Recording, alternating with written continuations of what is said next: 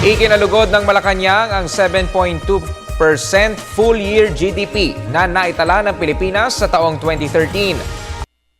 Secretary Sunny Coloma, pag-ibayuhin pa ng pamahalaan ang mga programa at reforma para mapalago pa ang ekonomiya ng bansa. Ang detalye sa ulat ni Rocky Ignacio.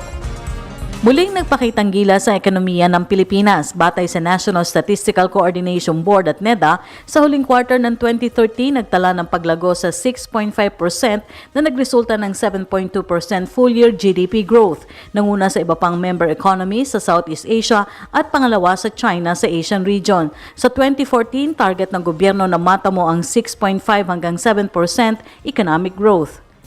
For 2014, NEDA projects that the country will reach its GDP target of between 6.5% to 7%.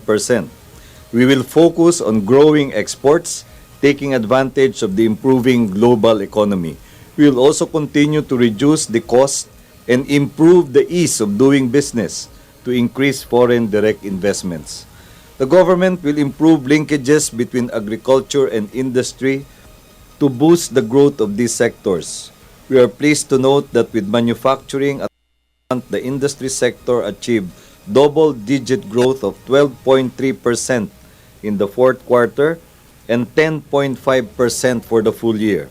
Nagpatuloy ang matatag na economic fundamental sa kabila ng malaking pinsala dulot ng mga nakalipas na kalamidad. Gate ng kalihim, sisikapin ng pamahalaan na mapanatiling mababa ang inflation rate sa bansa. Sagot ito ni Coloma sa report na dapat maramdaman ng marami ang bunga ng pagbuti ng ekonomiya ng bansa. Government seeks to promote increased and enhanced employment opportunities to fully harness the vast potential of our highly talented workforce.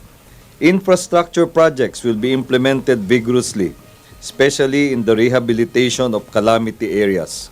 Major infrastructure projects, especially in the transport sector, will also be a significant growth factor.